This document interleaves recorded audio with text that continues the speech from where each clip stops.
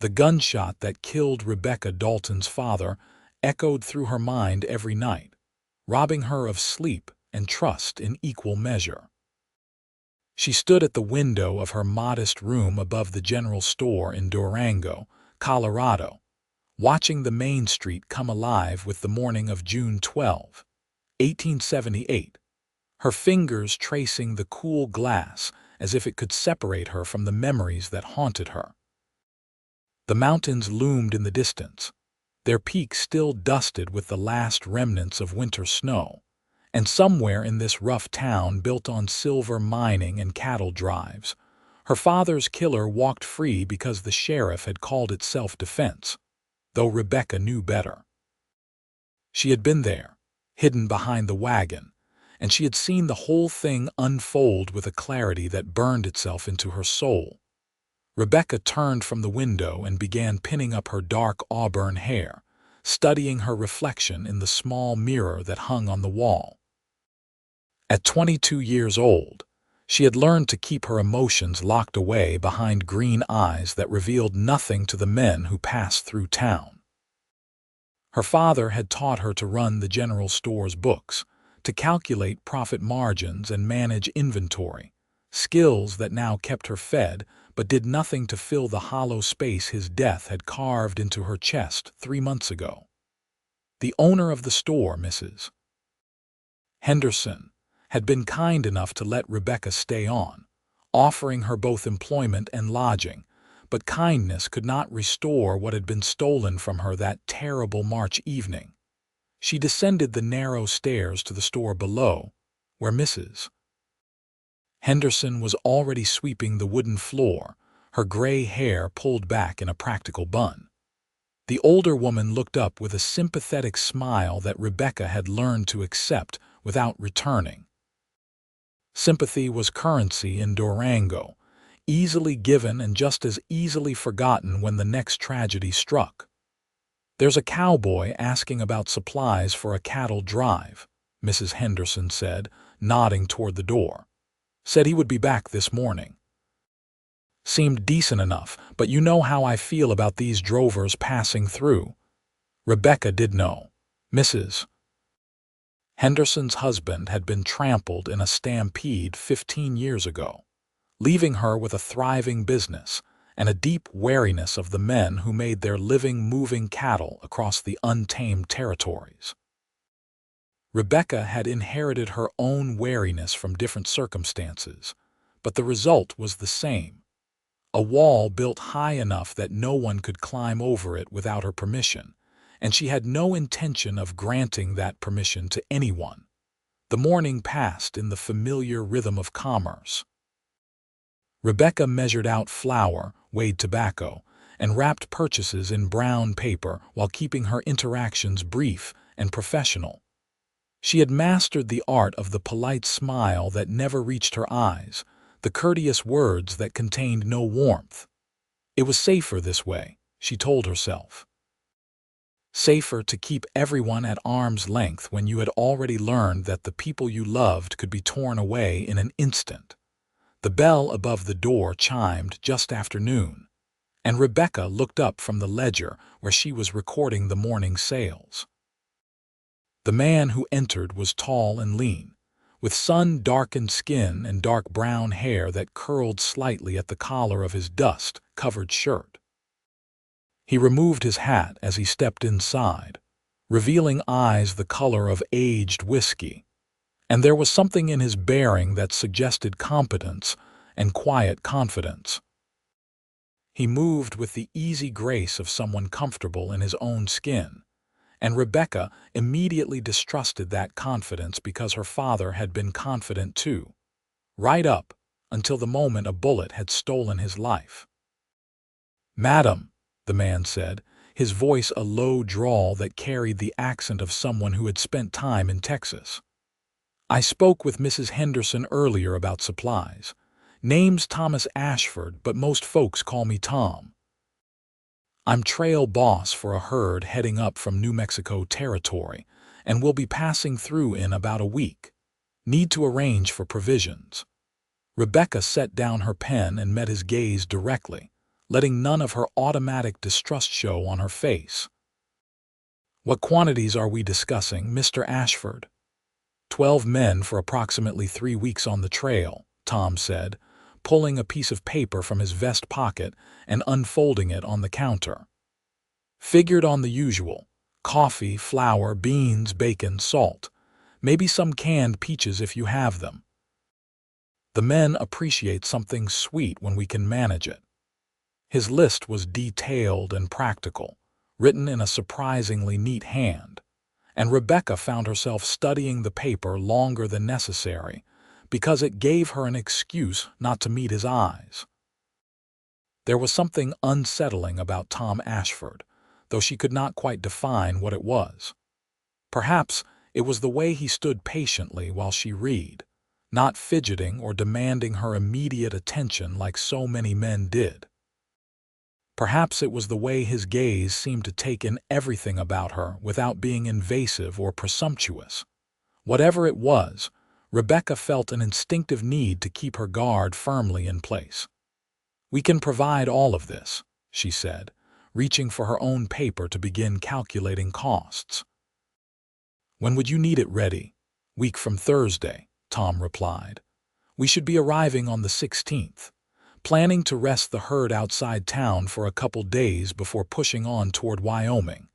Got a contract to deliver to a ranch up near Cheyenne." Rebecca's pen scratched across the paper as she worked through the mathematics, her mind finding comfort in the certainty of numbers. 200 pounds of flour at 4 cents a pound, 50 pounds of coffee at 20 cents. The calculations provided a refuge from the awareness of Tom Ashford's presence on the other side of the counter. From the way he seemed content to wait in silence rather than filling the air with the meaningless chatter that most customers offered. "The total comes to $73.40, Rebecca said, sliding the paper across the counter. "Payment on delivery." Tom studied the figures and nodded. "That's fair. I'll need to leave a deposit to hold the order. $20 would be sufficient." He counted out the money from a worn leather wallet, his hands weathered and calloused from years of hard work. Rebecca noticed a scar across his right knuckles, white against his tanned skin, and found herself wondering about the story behind it before firmly redirecting her thoughts. She did not need to know Tom Ashford's stories. She did not need to know anything about him beyond his status as a customer whose order needed to be fulfilled. "Appreciate your help, miss." Tom paused, waiting for her to supply her name. "Dalton," Rebecca said, not offering her first name. "Rebecca Dalton." Something flickered in Tom's expression, a subtle shift that she might have missed if she had not been watching him so carefully. "You're Jack Dalton's daughter," he said, and it was not a question. Rebecca felt her spine stiffen, her defenses rising automatically. "Did you know my father?" "Met him once, about 2 years back when I brought a herd through," Tom said, his voice gentle. "He seemed like a good man. I was sorry to hear about what happened. I was down in Santa Fe when I got word, or I would have paid my respects." The sympathy in his tone was genuine, lacking the performative quality that so many people had adopted when speaking to her about her father's death. Rebecca found this almost harder to accept than the hollow condolences she had grown accustomed to deflecting. She busied herself with writing out a receipt, focusing on forming each letter precisely to avoid responding to the emotion behind Tom's words. "Thank you," she finally said, her voice carefully neutral. "That's kind of you to say." Tom accepted the receipt and tucked it into his vest pocket, but he made no move toward the door. Instead, he stood there studying her with an expression that held neither pity nor curiosity, but something closer to understanding. Rebecca met his gaze, refusing to look away first even though the scrutiny made her uncomfortable. "Miss Dalton," Tom said slowly, as if choosing his words with care. "I know it's none of my business, but are you doing all right? Running this store and managing everything on your own can't be easy." "I manage perfectly well," Rebecca replied, her tone cooling several degrees. "Mrs. Henderson has been very generous and I'm quite capable of handling my responsibilities." "I didn't mean to suggest otherwise," Tom said, raising one hand in a gesture of peace. "Just wanted you to know that if you need anything while we're in the area, you've got a friend in me. Your father was kind to me when I was just another drover passing through, and I don't forget that sort of thing." Rebecca wanted to tell him that she did not need friends. That friendship was just another word for vulnerability. But something in Tom's steady gaze stopped the sharp words before they could leave her mouth. Instead, she simply nodded, acknowledging his offer without accepting it, and turned her attention back to her ledger in a clear dismissal.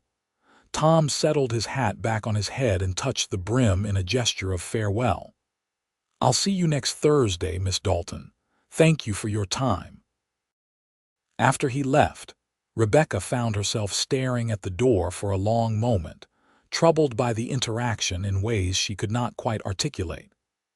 Mrs. Henderson emerged from the back room, where she had been sorting through a shipment of canned goods, her knowing eyes taking in Rebecca's expression. "He seems like one of the decent ones," the older woman observed, returning to her sweeping. "They all seem decent until they prove otherwise," Rebecca replied, her voice harder than she intended. "Mrs.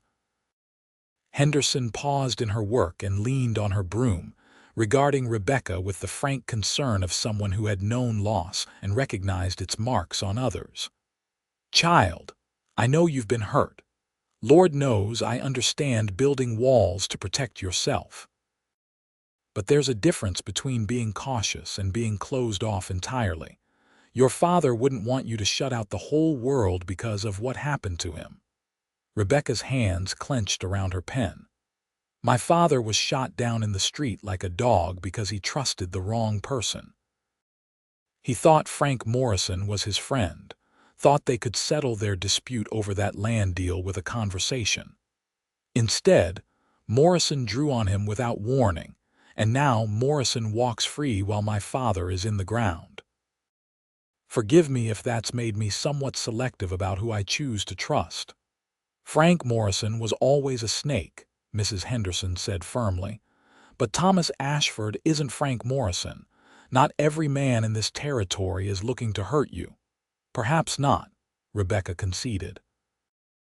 "But I have no way of knowing which ones are until it's too late, and I'm not willing to take that risk." Mrs. Henderson sighed but said nothing more, recognizing the futility of arguing with someone whose wounds were still too fresh. Rebecca returned to her ledger, but the numbers seemed to blur together on the page, and she found her thoughts drifting back to amber eyes and a quiet offer of friendship that she had neither accepted nor rejected. The week passed in its usual pattern of work and careful solitude. Rebecca rose early each morning, helped Mrs. Henderson open the store, managed the inventory and accounts, and retreated to her room each evening with a book that she rarely managed to focus on. She slept poorly, haunted by dreams where her father called out to her, but she could never reach him in time, and she woke feeling more exhausted than when she had gone to bed. On Wednesday afternoon, a commotion in the street drew both Rebecca and Mrs. Henderson to the window. A group of cowboys had arrived in town, their horses dusty and tired from the trail. Rebecca recognized Tom Ashford immediately, sitting tall in his saddle at the head of the group, directing his men toward the livery stable with easy authority. He caught sight of her watching from the window and touched his hat in greeting, and Rebecca found herself stepping back from the glass as if he had caught her doing something improper. "They're early," Mrs. Henderson observed. "Better start gathering that order." Rebecca nodded and threw herself into the work of assembling the supplies, grateful for the distraction. She measured and weighed, checked and rechecked her figures, ensuring that everything was exactly as specified. It was nearly closing time when Tom Ashford pushed open the door, looking travel-worn but somehow still carrying that air of quiet confidence that Rebecca found simultaneously irritating and oddly reassuring. "Miss Dalton," he greeted, removing his hat. "We made better time than expected. I know the order wasn't supposed to be ready until tomorrow, but if you have it prepared, I can load it up tonight and save us both some time." "It's ready," Rebecca confirmed, gesturing toward the crates she had stacked near the back of the store. "You made good time from New Mexico." "Had favorable weather and no major incidents with the herd," Tom said, moving to inspect the supplies. "Always a blessing when things go smoothly." He examined the crates with the thoroughness of someone who took his responsibilities seriously, checking quantities and quality without seeming to doubt Rebecca's competence. When he was satisfied, he counted out the remaining balance and helped carry the crates out to the wagon that one of his men had brought around. As Tom loaded the last crate, one of his cowboys called out from across the street, waving urgently. Tom's expression shifted, taking on an alertness that reminded Rebecca of a wolf catching a scent. "Excuse me, Miss Dalton. Seems there's some kind of trouble." Rebecca should have stayed where she was. She should have gone back inside the store and locked the door, and let whatever was happening remain none of her concern. But something compelled her to follow Tom across the street, where a crowd was beginning to gather outside the Silver Dollar Saloon. Frank Morrison stood on the saloon's porch, his face flushed with whiskey and anger, his hand resting on the gun at his hip. Facing him was a young cowboy who could not have been more than 19, his face pale beneath his sunburn. Rebecca recognized him as one of Tom's crew, and her stomach tightened with a familiar dread. "I said you cheated," Morrison was shouting, his words slightly slurred. "Nobody's luck is that good at cards." "I didn't cheat, mister," the young cowboy said, his voice shaking. "I swear I didn't. I'll give you back your money if you'll just let me walk away." Tom moved through the crowd with purposeful strides, positioning himself between Morrison and the boy. "There a problem here, Morrison?" Morrison's bloodshot eyes focused on Tom with evident hostility. "This is between me and your boy, Ashford. Stay out of it." "Can't do that," Tom said, his voice calm but carrying an undercurrent of steel. "Billy here works for me, which makes this my concern. If you think he cheated, we can review the hands with an impartial observer." "But I know Billy, and he's not a cheat." Rebecca watched from the edge of the crowd, her heart pounding in her chest. This was how it had started with her father. A dispute that should have been settled with words, escalating because of pride and alcohol and the gun culture that pervaded every interaction in this wild territory. She wanted to scream at Tom to walk away, to grab his young cowboy and leave before Morrison's temper turned lethal, but her throat had closed around the words. "You calling me a liar?" Morrison demanded, swaying slightly on his feet.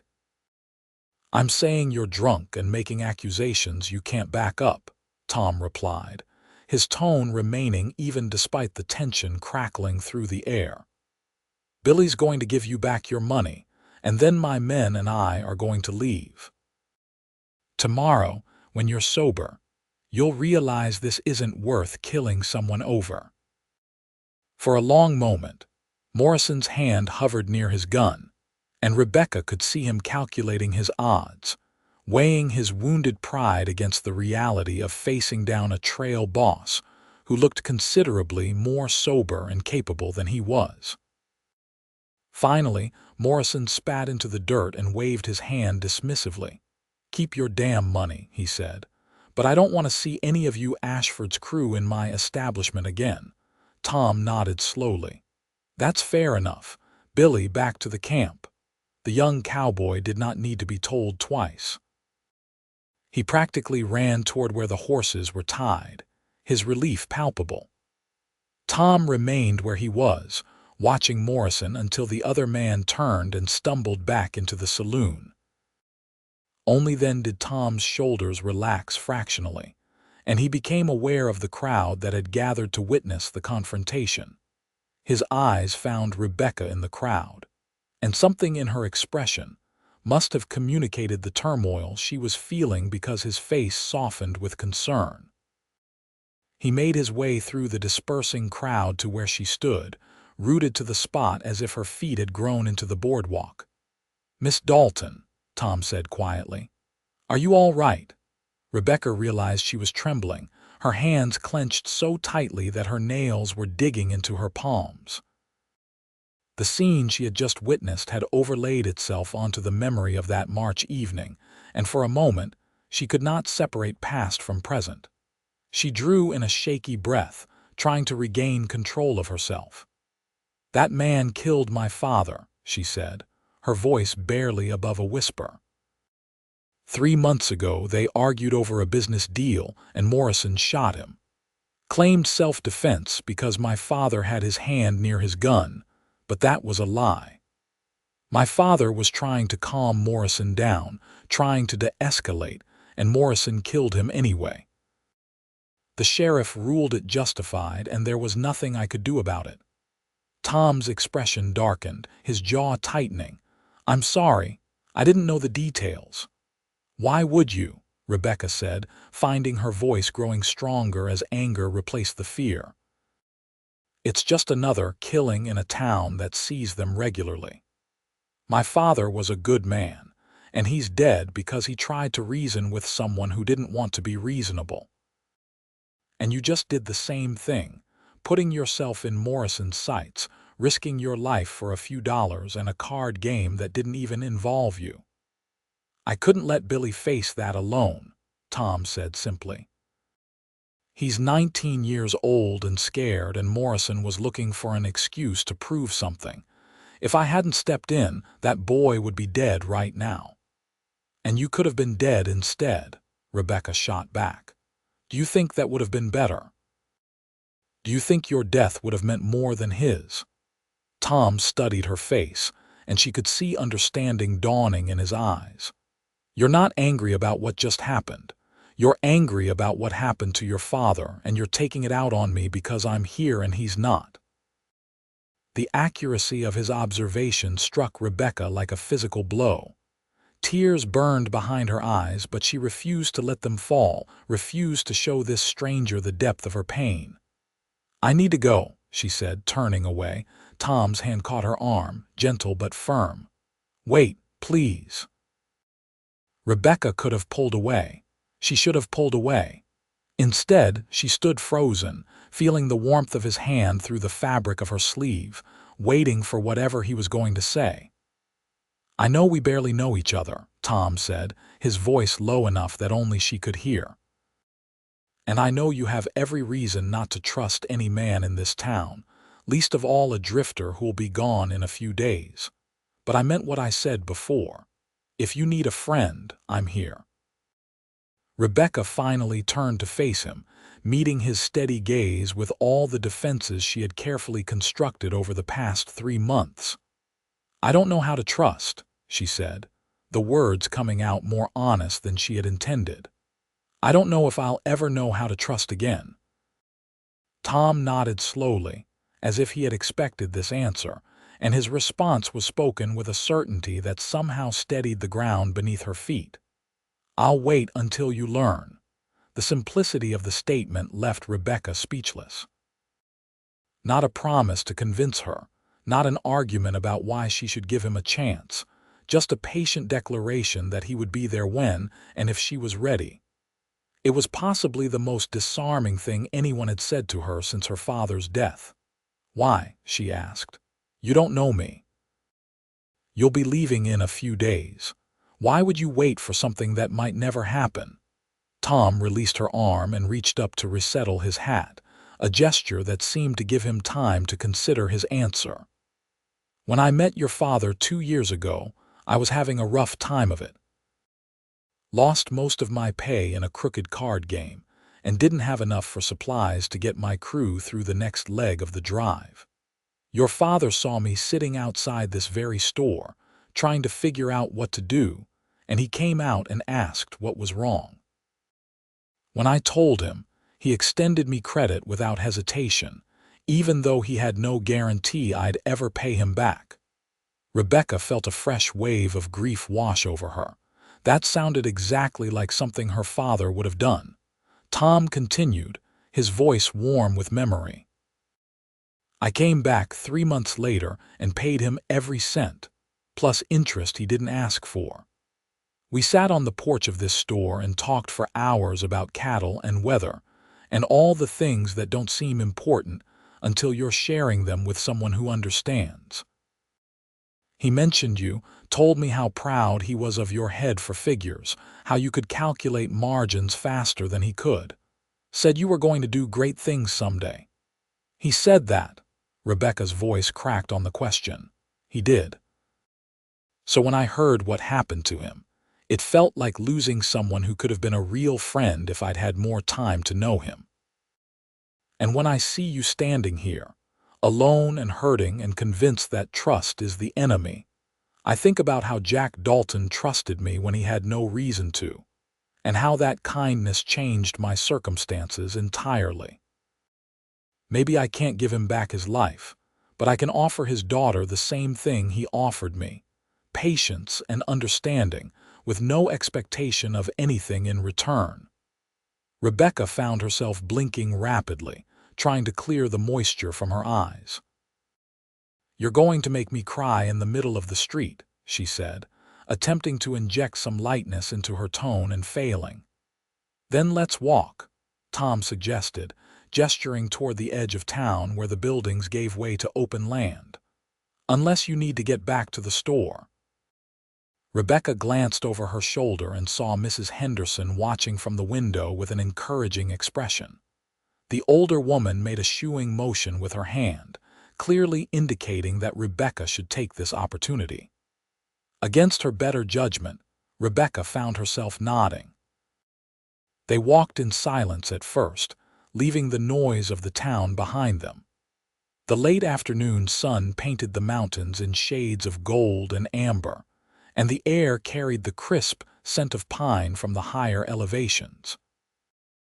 Rebecca's hands gradually unclenched, her breathing becoming easier as they moved away from the place where she had confronted Morrison's violence for the second time. "Tell me about your father," Tom said after they had walked for several minutes. "Not about how he died, but about who he was." The request surprised Rebecca, but she found the words coming more easily than she had expected. She talked about her father's laugh, which had been loud and infectious, and his terrible singing voice that never stopped him from belting out songs while he worked. She described how he had taught her mathematics by turning it into games, making her calculate how many apples they could buy with $1, or how long it would take to save for a new wagon wheel. She told Tom about the way her father had always stopped to help anyone who needed it, whether it was a stranger on the road or a neighbor whose roof needed mending. Tom listened without interrupting, his attention fully present in a way that made Rebecca feel heard rather than merely tolerated. When she finally ran out of words, they were standing on a small rise overlooking the town, the first stars beginning to appear in the darkening sky. "He sounds like he was remarkable," Tom said. "Thank you for sharing that with me." "Why did you want to know?" Rebecca asked. "Because you're not just Jack Dalton's daughter," Tom replied. "You're Rebecca, and you have your own story beyond his death. I wanted to understand more of that story if you were willing to share it." They stood together in the gathering darkness, and Rebecca felt something shift inside her chest, a subtle loosening of the tight knot of grief and anger she had been carrying. It was not healing, not yet, but it was perhaps the beginning of a path toward healing, and that was more than she had felt in months. "I should get back," she said eventually. "Mrs. Henderson will worry." Tom nodded and turned back toward town, adjusting his stride to match hers. When they reached the general store, he paused and looked down at her with an expression that held warmth but respected boundaries. "My crew and I will be here for 2 more days," he said. "If you'd like to talk again, I'll be around. If not, that's all right too. No pressure, no expectations." "Tom," Rebecca said, surprising herself by using his first name. "Thank you. For tonight, and for what you said earlier." "Anytime, Rebecca," he replied, and the sound of her name in his voice sent an unexpected flutter through her stomach. She watched him walk away, his tall figure blending into the shadows of the street, and then she went inside where Mrs. Henderson was waiting with knowing eyes and a gentle smile. The next morning, Rebecca woke earlier than usual, her sleep having been surprisingly peaceful for the first time in weeks. She found herself thinking about Tom as she dressed and pinned up her hair, remembering the steady patience in his voice when he had told her he would wait. The thought should have frightened her, should have triggered all her carefully constructed defenses, but instead, it created a tentative warmth that she was almost afraid to acknowledge. She went downstairs to find Mrs. Henderson already arranging goods on the shelves, humming tunelessly to herself. The older woman looked up with a smile that held a trace of mischief. "Someone left something for you this morning," Mrs. Henderson said, nodding toward the counter. Rebecca approached with curiosity and found a small bouquet of wildflowers wrapped in brown paper, clearly picked from the meadows outside town. There was no note, but she knew immediately who they were from. The flowers were simple, blue columbines and yellow mountain daisies, arranged with more care than skill. "That cowboy brought them by before dawn," Mrs. Henderson said.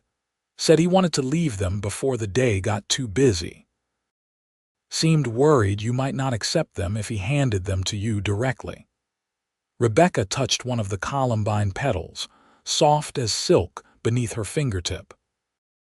Her father had always said that columbines were Colorado's way of proving that beauty could thrive even in harsh conditions, and she wondered if Tom had known that when he picked them. The day passed with unusual slowness, each customer and task feeling like an obstacle between Rebecca and something she could not quite name. She found herself glancing toward the door more often than necessary, simultaneously hoping and fearing that Tom would appear. When the afternoon shadows were growing long and she had almost convinced herself that he was not coming, the bell finally chimed. Tom entered carrying a wooden crate that he set carefully on the counter. "Mrs. Henderson mentioned yesterday that you were running low on good coffee," he said. "One of my men knows a trader in Santa Fe who gets beans from South America. Had him pick up an extra bag on our last supply run. Figured you might appreciate it." Rebecca stared at the crate, then at Tom, trying to process this unexpected kindness. "You didn't have to do that." "I know," Tom said simply. "I wanted to." Mrs. Henderson materialized from the back room with impeccable timing. "Rebecca, I need to run some errands. Would you mind watching the store alone for a bit?" It was the most transparent excuse Rebecca had ever heard, but before she could protest, the older woman had whisked herself out the door, leaving Rebecca and Tom alone in the quiet store. Rebecca shook her head with a mixture of exasperation and fondness. "She's not subtle," Rebecca observed. "Good intentions rarely are," Tom replied with a hint of amusement in his voice. "But I can leave if you're uncomfortable." "No," Rebecca said quickly, surprising herself with her vehemence. "I mean you don't have to leave unless you have things to do. Nothing that can't wait." Tom leaned against the counter, his posture relaxed, but his attention focused entirely on her. "How are you doing today?" It was such a simple question, but Rebecca found herself considering it seriously rather than offering the automatic reassurance she usually deployed. "Better than yesterday," she admitted. "Thank you for the flowers. They were beautiful." "Colorado is full of beautiful things," Tom said, his gaze holding hers for a moment that made her breath catch. "Sometimes we just need someone to point them out." They talked for the next hour about everything and nothing. Tom told her about growing up on a small ranch in Texas, about losing his parents to fever when he was 16 and having to make his own way in the world. He described the satisfaction of working with cattle, the constant challenge of reading weather and terrain and animal behavior to bring a herd safely to its destination. He spoke about the loneliness of the trail, the camaraderie of a good crew, and the peculiar freedom of a life not tied to any single place. Rebecca found herself sharing things she had not talked about in months. Her love of reading, her secret ambition to perhaps one day open a bookshop in Denver, her conflicted feelings about Durango and whether she should stay where her father's memory lived or leave and try to build a life unburdened by grief. Tom listened to it all with genuine interest, asking thoughtful questions that showed he was truly hearing what she said. "You know what I think," Tom said when she paused in her recitation. "I think your father would want you to do whatever makes you happy, whether that's staying here or moving to Denver or doing something entirely different. Grief is a heavy burden, Rebecca, but you don't honor his memory by carrying it forever." "How do I let it go?" Rebecca asked, her voice small. "If I stop grieving, doesn't that mean I'm forgetting him?" "Grief and memory aren't the same thing," Tom said gently. "You can remember your father with love and gratitude without letting the pain of losing him define your entire existence. He gave you tools and skills and knowledge. The best way to honor that is to use them to build a life he'd be proud of." Rebecca felt tears sliding down her cheeks, but for the first time, they did not feel like tears of despair. Tom pulled a clean handkerchief from his pocket and offered it to her, and she accepted it with a watery laugh. "I'm not usually this emotional," she said, dabbing at her eyes. "You must think I'm terribly fragile." "I think you're grieving," Tom corrected. "And there's nothing fragile about allowing yourself to feel your emotions instead of locking them away. That takes strength, Rebecca." Before she could respond, the door opened, and Mrs. Henderson returned, her errands apparently completed with remarkable speed. She took in the scene with satisfaction, but had the grace not to comment directly, instead busying herself with closing preparations as the evening light faded outside. Tom straightened from his position against the counter. "I should let you get back to work, but Rebecca, would you consider having dinner with me tomorrow evening? There's a restaurant on the edge of town that I'm told serves decent food, and I'd like to spend more time with you before I have to leave." Rebecca's immediate instinct was to refuse, to retreat back into the safety of her isolation. But she looked at Tom's open, honest face and thought about what he had said about grief and memory, and she found herself nodding before she could overthink it. "I'd like that," she said, her voice steady despite the nervous flutter in her stomach. Tom's smile was like sunshine breaking through clouds. 6 o'clock tomorrow, 6 o'clock, Rebecca confirmed. After he left, Mrs. Henderson finally spoke, her tone warm with approval. "That one's different, child. I can feel it in my bones." "Don't start planning a wedding," Rebecca said, but there was no heat in the words. "He's leaving in a few days, and I barely know him." "Sometimes a few days is enough to recognize something worth pursuing," Mrs. Henderson replied. "Your father would have liked him." That observation settled over Rebecca's heart with a bittersweet ache. She thought her father probably would have liked Tom Ashford, with his steady reliability and thoughtful kindness. The question was whether she could allow herself to like him, to open herself up to the vulnerability that affection required. Rebecca spent the next day in a state of distracted nervousness that Mrs. Henderson clearly found amusing. She reorganized shelves that did not need organizing, recounted inventory that had already been counted, and changed her dress 3 times before finally settling on a simple green cotton that brought out the color of her eyes. By the time 6 o'clock arrived, she had worked herself into such a state of anxiety that she nearly talked herself out of going. Tom arrived precisely on time, freshly shaved and wearing a clean shirt that suggested he had made an effort for the occasion. He offered his arm with old-fashioned courtesy, and Rebecca accepted it, hyper-aware of the solid warmth of his presence beside her as they walked through town. The restaurant was a modest establishment run by a German couple who had immigrated 5 years earlier. The food was hearty and well prepared, and Tom had somehow secured a table near the window that offered a view of the mountains silhouetted against the sunset. They ordered roast beef and potatoes, and Tom convinced Rebecca to try the apple strudel that the restaurant was known for. Over the meal, their conversation flowed with increasing ease. Tom had a dry sense of humor that caught Rebecca off guard, making her laugh in a way she had not laughed in months.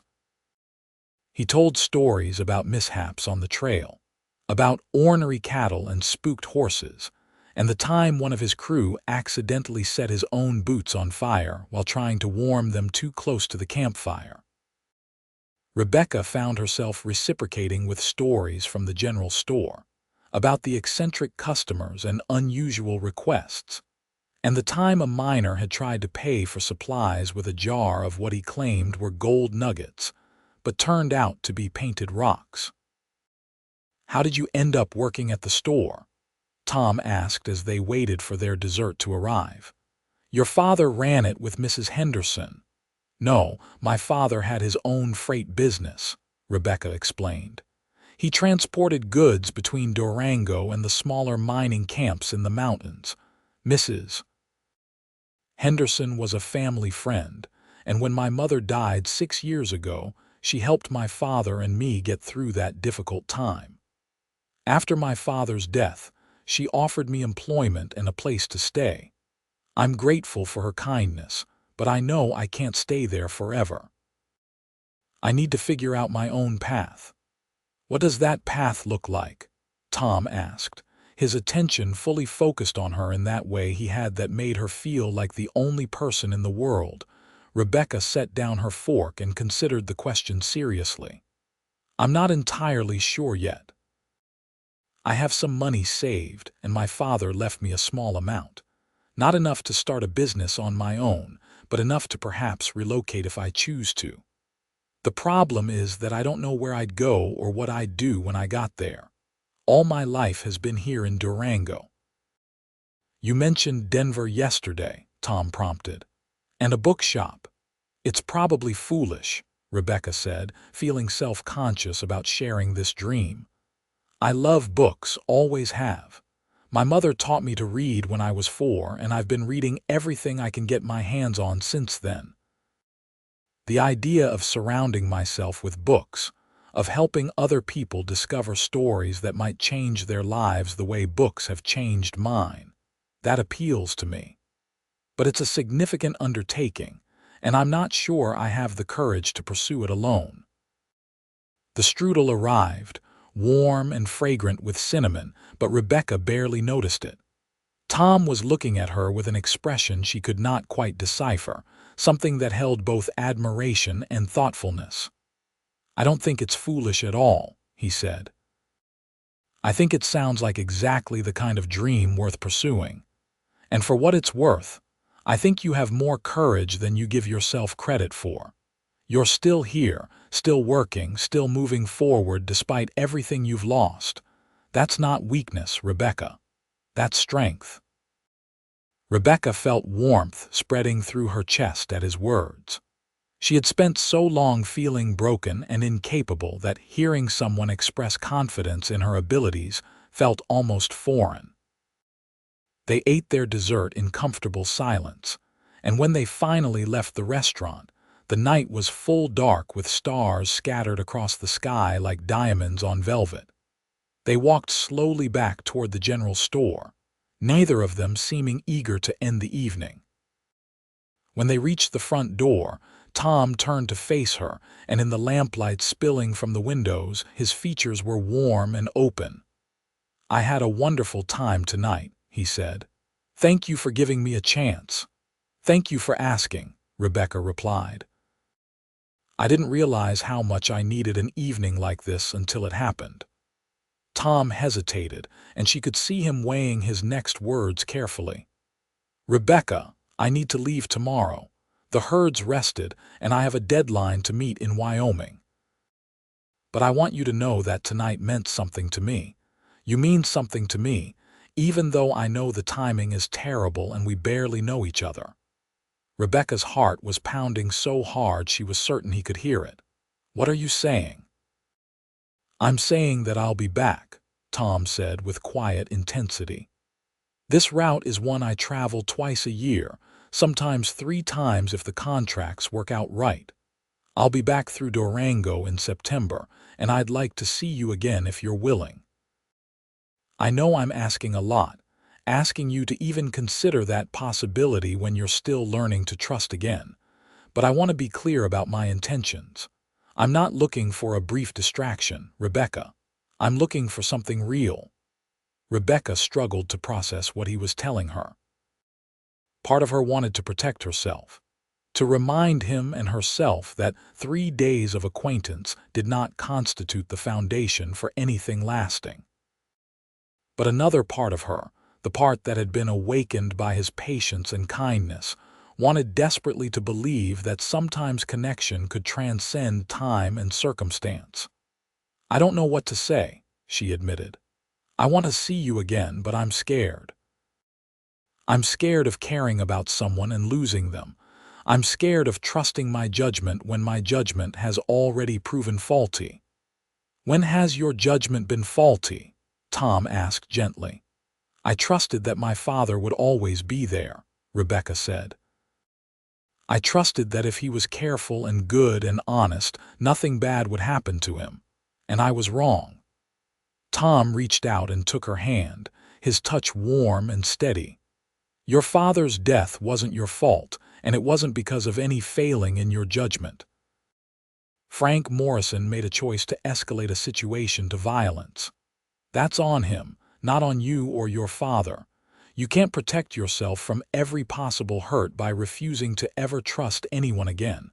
That's not living, Rebecca. That's just existing."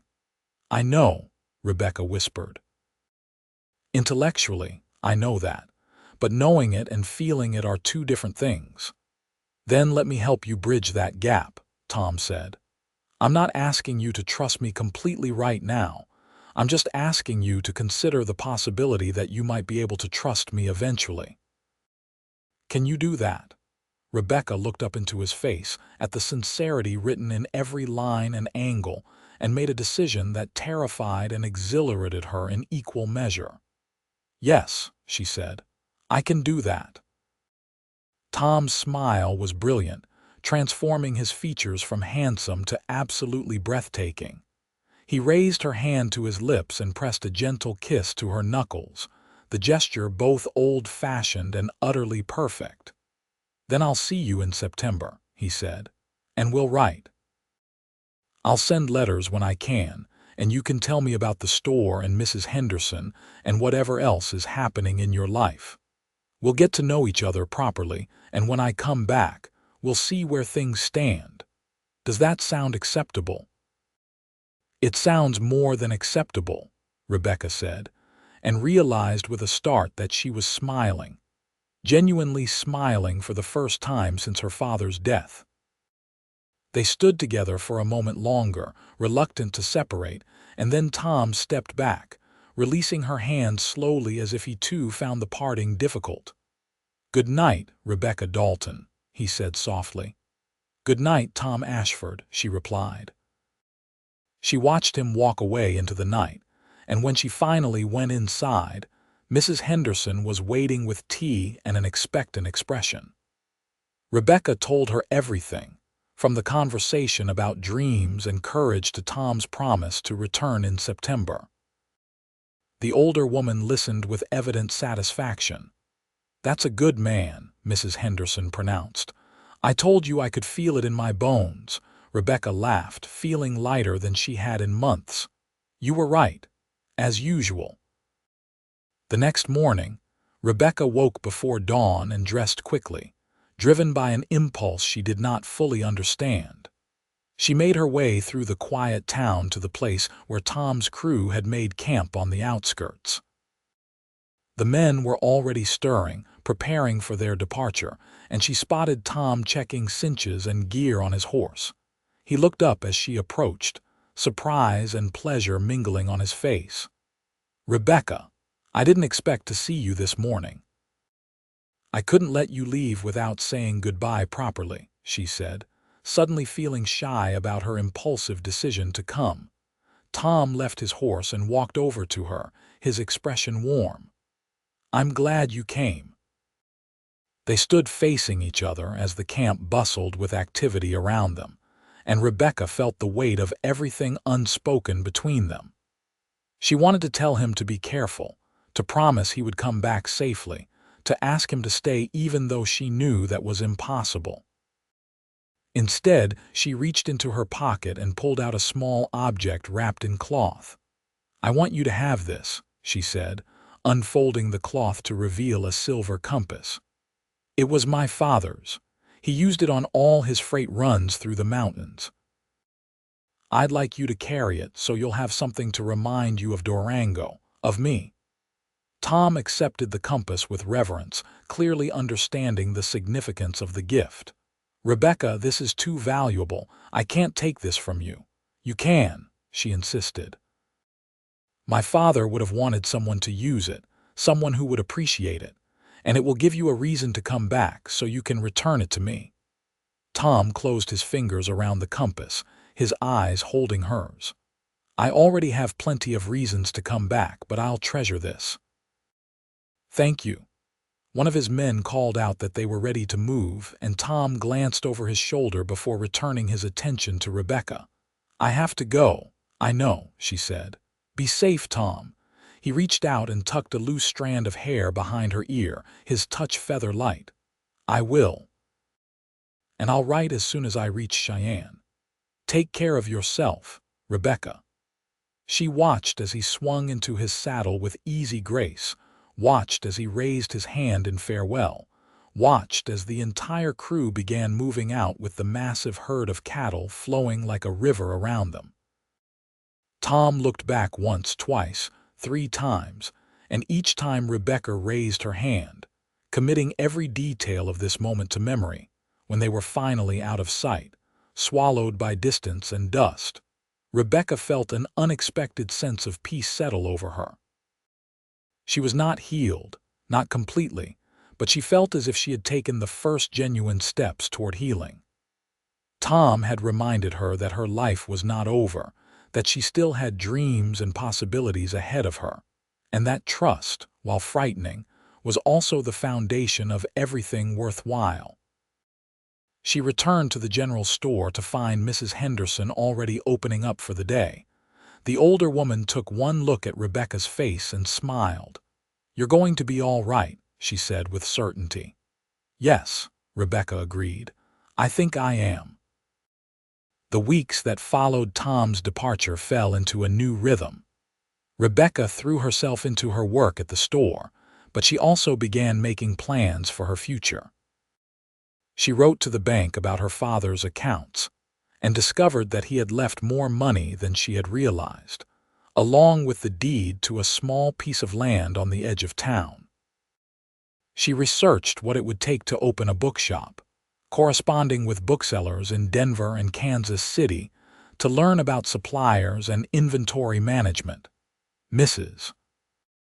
Henderson supported these efforts wholeheartedly, often reminding Rebecca that she had a good head for business and would succeed at whatever she attempted. The older woman also proved to be an invaluable sounding board, helping Rebecca refine her ideas and think through the practical challenges of starting a new enterprise. But through all of this activity, Rebecca found herself constantly thinking about Tom. She caught herself looking down the road toward where the cattle drives past, knowing it was absurd to expect him to appear when he had only just left.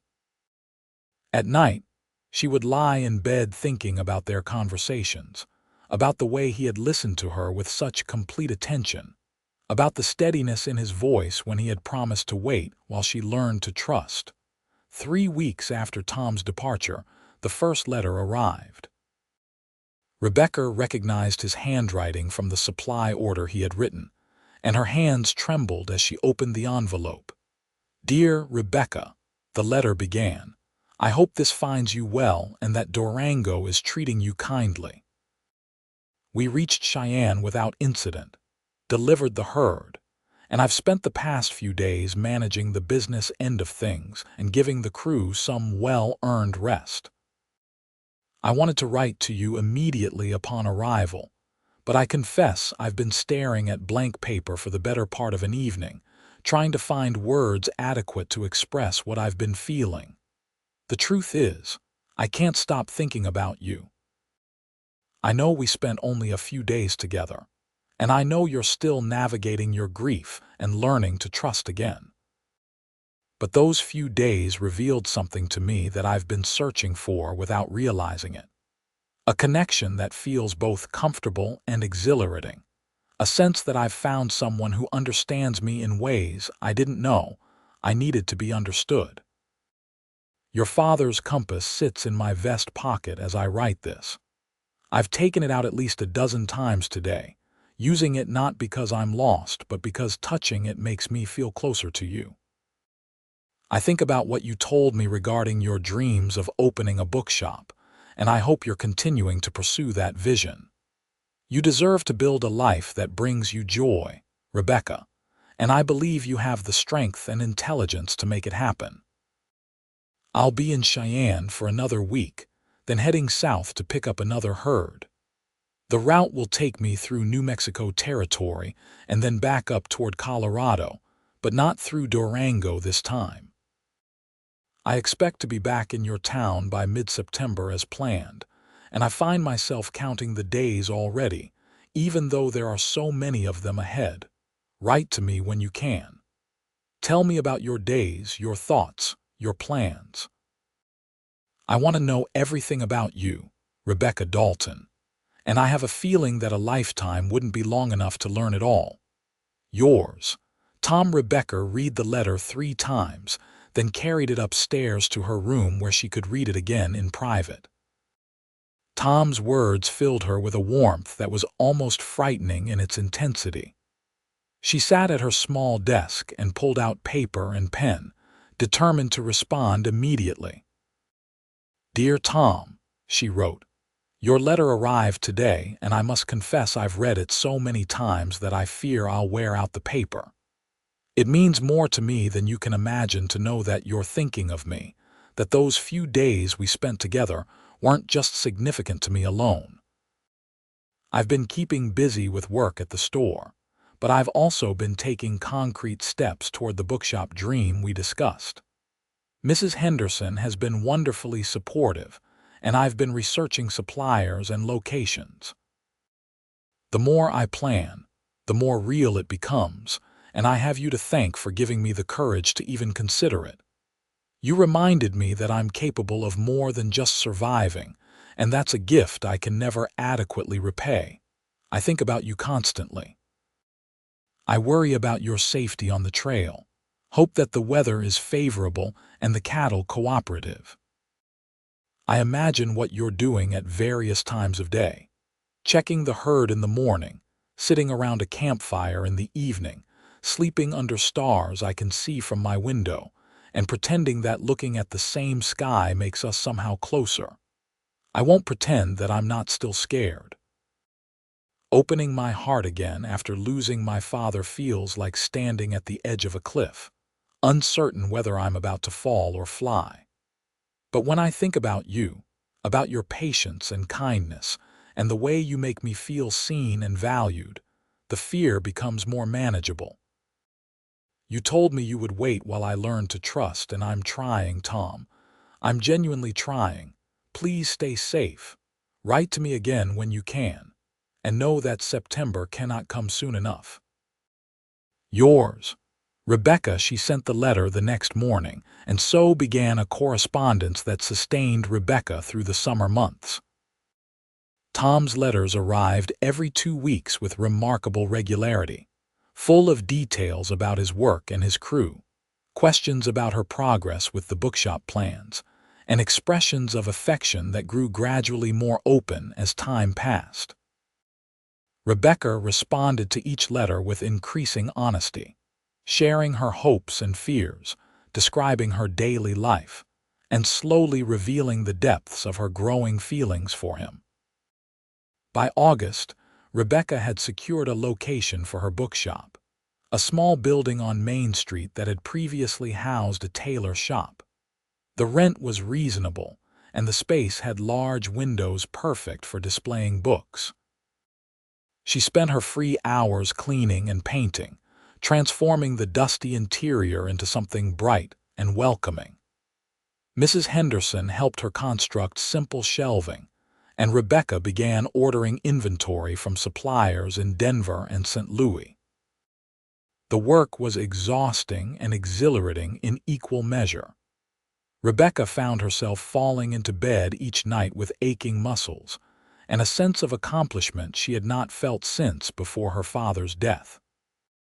She was building something of her own, creating a future based not on tragedy but on possibility, and the satisfaction of that was profound. She also found that her relationship with the town was changing. People who had previously offered only sympathy now began to express respect and interest in her new venture. Several women from the church volunteered to help with the bookshop preparations, and the local school teacher promised to recommend the shop to parents looking to encourage their children's reading. Rebecca felt herself becoming part of the community in a new way, not as the grieving daughter of Jack Dalton, but as Rebecca Dalton, businesswoman and entrepreneur. In his letters, Tom expressed pride in her accomplishments and often said he wished he could be there to help. His own travels had taken him through some rough country, and he wrote about challenges with weather and difficult river crossings, but always with the assurance that he and his crew were managing well. He told her about the men who worked for him, particularly young Billy, who had matured considerably after the incident with Morrison. He described landscapes she had never seen, the vast emptiness of the plains, the rugged beauty of the Sangre de Cristo Mountains, the way sunsets looked different depending on where you were standing. Through his words, Rebecca began to understand the appeal of his life, the freedom and challenge of constant movement and change. She also began to understand the loneliness of it, the way Tom seemed to be always searching for something to anchor himself to. She hoped, with increasing certainty, that she might be that anchor, and that perhaps he could be hers as well. September arrived with cooler temperatures and aspens beginning to turn gold in the high country. Rebecca's bookshop was nearly ready to open, lacking only the final shipments of inventory that were due to arrive any day. She had named it Dalton's Books, both as a tribute to her father and a declaration of her own identity, and the sign she had commissioned was beautiful, painted in elegant letters by an artist from Denver. She also found herself growing increasingly nervous about Tom's return. 4 months of letters had deepened her feelings for him exponentially, but she worried that the reality of his presence might somehow fail to match the intimacy they had built through written words. What if the connection they had forged through correspondence didn't translate back into face-to-face interaction? What if she had built him up in her mind into something he couldn't possibly live up to? Mrs. Henderson, who had been reading Rebecca's worried expressions with increasing amusement, finally sat her down one evening over tea and addressed the situation directly. "Child, you're working yourself into a state over nothing," the older woman said. "That man has written to you faithfully for months, has encouraged your dreams, and has been honest about his feelings. He's not going to suddenly become a different person when he rides back into town." "But what if I've changed?" Rebecca asked. "What if I'm not the same person he remembers?" "You're not the same person," Mrs. Henderson agreed. "You're stronger, more confident, more settled in yourself. Those are good changes, Rebecca. If Tom Ashford is half the man his letters suggest, he'll see those changes and value them." Rebecca wanted to believe that, but the anxiety persisted through the following days. She found herself constantly watching the road, jumping at the sound of horses, and generally behaving like a nervous schoolgirl rather than a mature businesswoman. When the cattle drive finally arrived on a bright September morning, Rebecca was simultaneously relieved and terrified. She was in the bookshop arranging the latest shipment of novels when she heard the commotion of the herd passing through town. Her hands stilled on the books, her heart pounding so hard she felt lightheaded. She forced herself to continue working, to maintain some semblance of composure, but she was hyper-aware of every sound from the street. An hour passed, then two, and Rebecca began to wonder if Tom was going to come at all. Perhaps he was busy with the herd, or perhaps he had reconsidered during his time away and decided that whatever they had started was not worth pursuing. Perhaps. The bell above the bookshop door chimed, and Rebecca turned to find Tom standing in the entrance, hat in hand, his eyes searching for and finding her immediately. For a frozen moment, they simply stared at each other, and Rebecca felt relief crash over her like a wave. He was exactly as she remembered, tall and solid and steady, with those amber eyes that seemed to see straight through her defenses. "Rebecca," Tom said, and just hearing her name in his voice again made her eyes sting with tears. "Tom," she managed, and then she was moving, crossing the space between them without conscious thought. He met her halfway, and when his arms came around her, she felt something inside her chest unlock and release. She was crying, but they were good tears, tears of relief and joy and the simple, overwhelming rightness of being held by him again. "I missed you so much," she said against his chest, not caring that she was probably ruining his shirt. "I missed you too," Tom murmured into her hair. "Every single day, Rebecca. Every single day." They stood like that for a long time, just holding each other, making up for 4 months of absence.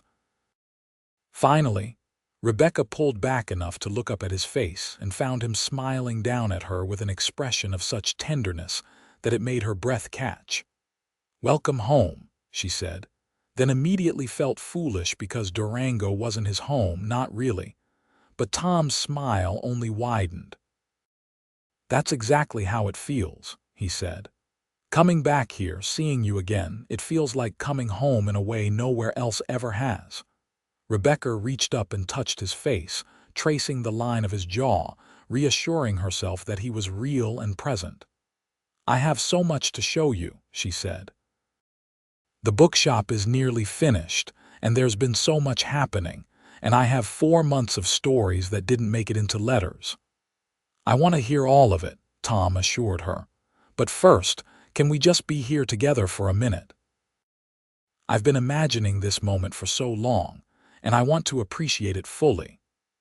So they stood together in the bookshop surrounded by books and possibilities, and Rebecca felt the last vestiges of her carefully constructed walls crumbling away.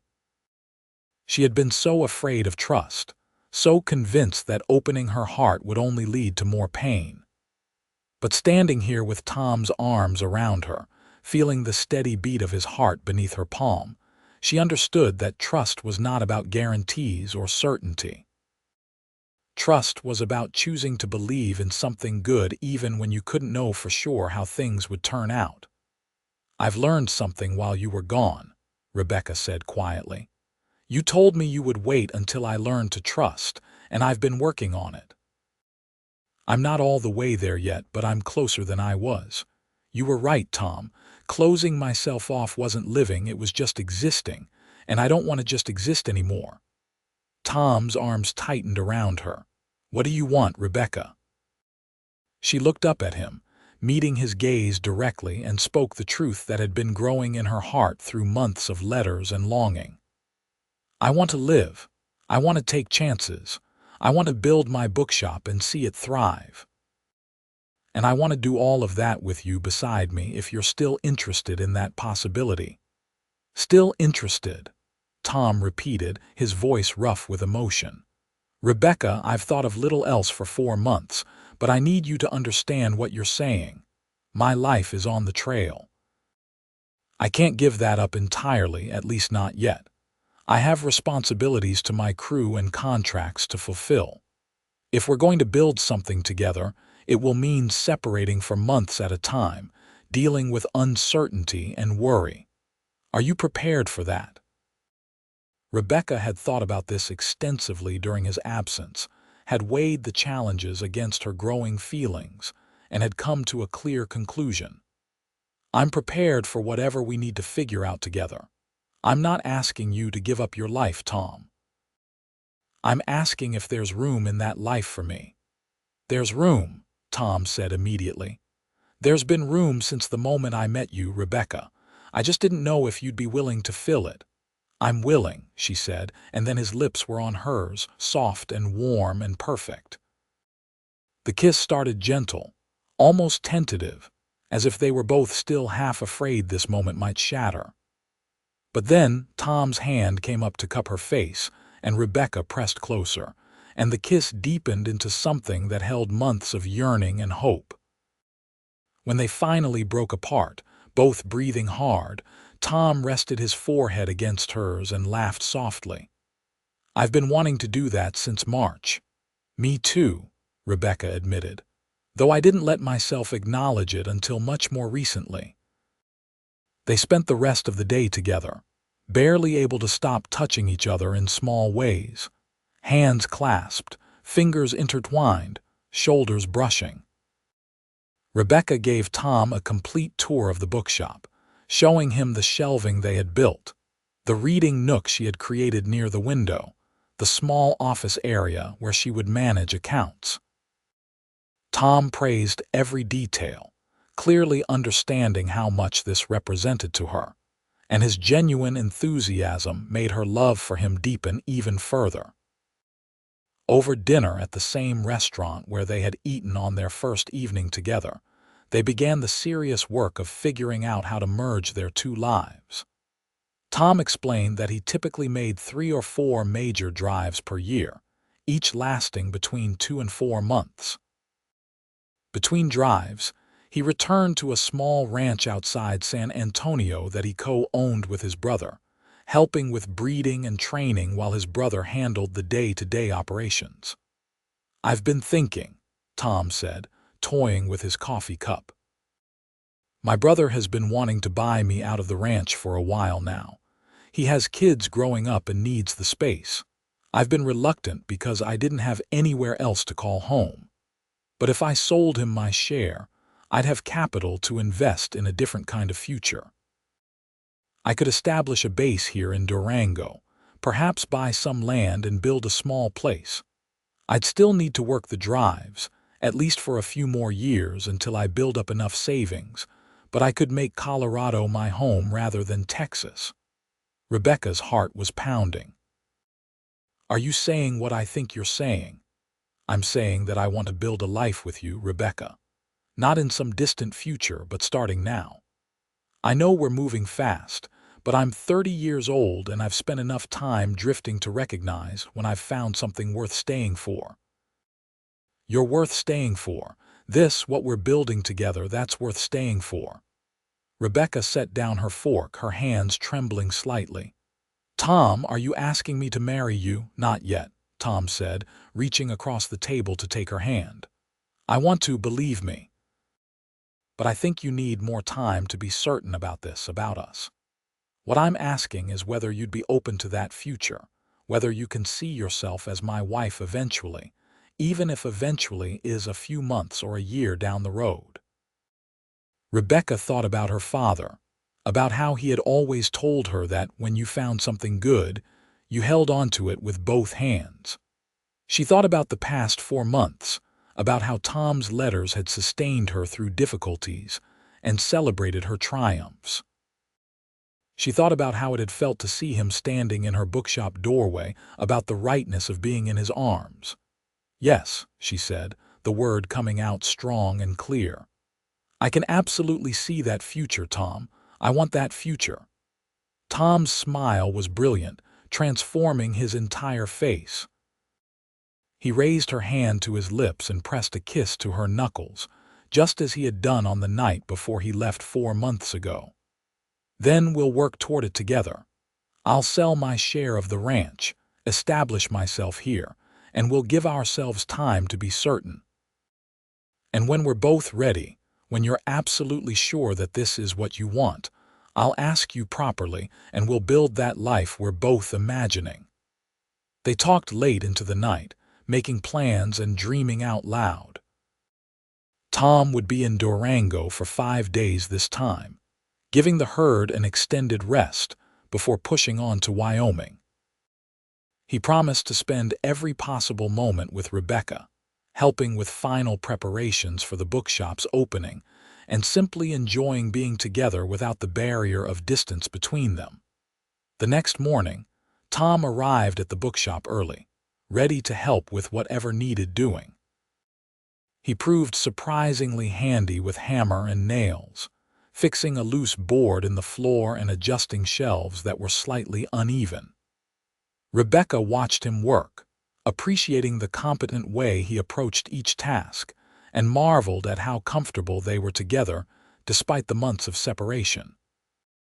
Mrs. Henderson stopped by mid-morning, ostensibly to drop off some baked goods, but really to evaluate Tom with the sharp eyes of someone who cared deeply about Rebecca's well-being.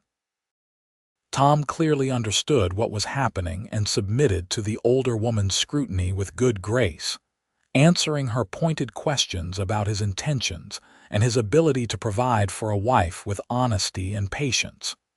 "You'll do, Mrs. Henderson finally pronounced, then softened her assessment with a warm smile. "More than do, actually. Rebecca's lucky to have found you, and you're lucky to have found her. Don't either of you forget that." "No, madam," Tom said seriously. "I won't forget." After Mrs. Henderson left, Rebecca threw her arms around Tom and kissed him soundly. "Thank you for being patient with her. She's been like a mother to me since mine passed away." "She loves you," Tom observed. "That's more than worth being patient for." They spent the afternoon organizing the final shipment of books, and Tom proved to have surprising opinions about literature. He confessed that he had not had much formal schooling, but his mother had taught him to read and had instilled in him a deep appreciation for stories. He particularly loved adventure novels and had read everything he could find by James Fenimore Cooper. Rebecca found this endearing and immediately began pulling books from her inventory that she thought he would enjoy, creating a stack that grew increasingly unwieldy. "I can't possibly read all of these before I leave," Tom protested, but he was smiling. "Then you'll have to come back soon to return them," Rebecca countered. "Consider them insurance." On Tom's 3rd day in town, Rebecca took him to visit her father's grave. She had avoided the cemetery for weeks, finding the visits too painful, but with Tom beside her, she felt strong enough to face it. They stood together looking down at the simple headstone that bore her father's name and dates, and Rebecca found herself talking to her father as if he could hear her. "I think you'd like him, Papa," she said softly. "He's good and honest, and he makes me want to be braver than I thought I could be. He reminds me a little of you, actually, in the way he treats people with respect and kindness. I'm going to marry him eventually, I think. I hope that's all right with you. I hope you'd be happy for me." Tom stood quietly beside her, one hand resting gently on her back in silent support. When she finally turned away from the grave, tears streaming down her face, he gathered her close and let her cry against his chest without trying to fix anything or offer empty platitudes. He simply held her, and that was exactly what she needed. "Thank you," Rebecca said when she had composed herself. "For being here, for understanding. Always," Tom promised. "For as long as you'll have me, Rebecca. Always." That evening, as they sat together on the porch of the general store watching the sun set behind the mountains, Rebecca felt a profound sense of peace settle over her. She had thought, after her father's death, that she might never feel happy again, that grief would be her constant companion for the rest of her days. But here, with Tom's arm around her and the bookshop waiting for its grand opening and a future full of possibilities stretching ahead, she understood that joy and sorrow could coexist, that moving forward did not mean forgetting. "What are you thinking?" Tom asked, pressing a kiss to her temple. "That I'm grateful," Rebecca replied. "Grateful for my father and the time I had with him, grateful for Mrs. Henderson's kindness, grateful for you and your patience, grateful that I'm learning to trust again, even though it's still scary sometimes." "It'll probably always be a little scary," Tom said.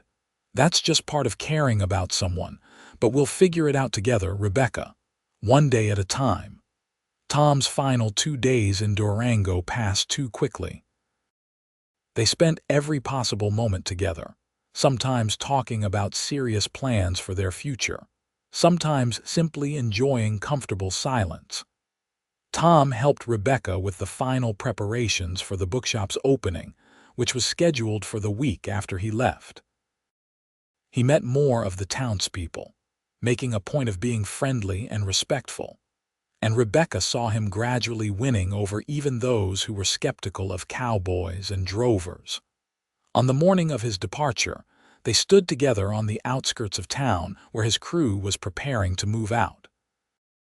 Rebecca had promised herself she would not cry, but she could feel tears threatening as the moment of separation approached. "It's only going to be 6 weeks this time," Tom reminded her, holding both of her hands in his. "I'll be back by the end of October, and then I'll stay for at least a month while I handle the sale of my ranch share and start looking for property here."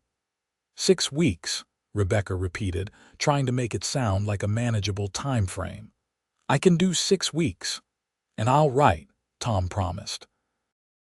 "Every chance I get." Rebecca pulled the compass from her pocket, the one she had given him before his last departure. "You should keep this, for luck." Tom shook his head and gently closed her fingers around it. "I don't need luck as long as I know you're waiting for me. You keep it, and when I come back in October, you can give it to me permanently. Let it be a symbol of all the time we've navigated apart and the future we'll navigate together." Rebecca clutched the compass, feeling the weight of the promise it represented. "I'll be counting the days." "So will I," Tom said, and then he kissed her, a kiss that held both goodbye and promise, both sorrow and hope. When they finally parted, he pressed his forehead to hers for a long moment, just breathing in her presence. "I love you, Rebecca Dalton," he said, the first time either of them had spoken those words aloud. "I think I've loved you since you told me you didn't know how to trust, and I realized I wanted to be the one to help you learn." Rebecca felt her heart expand in her chest, filling with a warmth that bordered on overwhelming. "I love you too, Tom Ashford. Come back to me safely." "Always," he promised. She watched him ride away at the head of his crew, the same scene as 4 months ago, but with one crucial difference. This time, she was not saying goodbye to a possibility. She was saying goodbye to her future. The certainty of that knowledge sustained her as the dust settled, and the sound of the herd faded into distance. The 6 weeks that followed were among the busiest of Rebecca's life. The bookshop opened to enthusiastic response from the community, with townsfolk browsing the shelves and making purchases throughout the opening day. Rebecca found herself in her element, recommending books to customers based on their interests, helping children find stories that would capture their imaginations, and managing the business side with the skills her father had taught her. Mrs. Henderson proved to be an invaluable assistant, covering the general store when Rebecca needed to focus on the bookshop and offering advice when difficult decisions arose. The two women grew even closer during this period, and Rebecca often thought how fortunate she was to have such a strong support system. True to his word, Tom's letters arrived regularly, full of details about the drive and expressions of love that made Rebecca's heart soar. She responded with equal enthusiasm, telling him about the bookshop's success, about the customers who had become regulars, about her ongoing work to navigate her grief and build a life defined not by loss, but by hope. In one letter, Tom shared news that made Rebecca's breath catch. "I've spoken with my brother and he's agreed to buy out my share of the ranch for a very fair price. The money will be transferred to a bank account in Durango, and I've already been looking into property near town. There's a piece of land about 3 miles outside Durango that might work perfectly, about 20 acres with a creek running through it, and a small cabin that needs work but has good bones. I'd like you to look at it before I commit to anything, since I'm hoping it will be our home eventually." Our home, Rebecca. I can't tell you how much I love the sound of that. Rebecca read that letter so many times she practically memorized it. She did ride out to look at the property Tom had mentioned and found it even more perfect than his description suggested.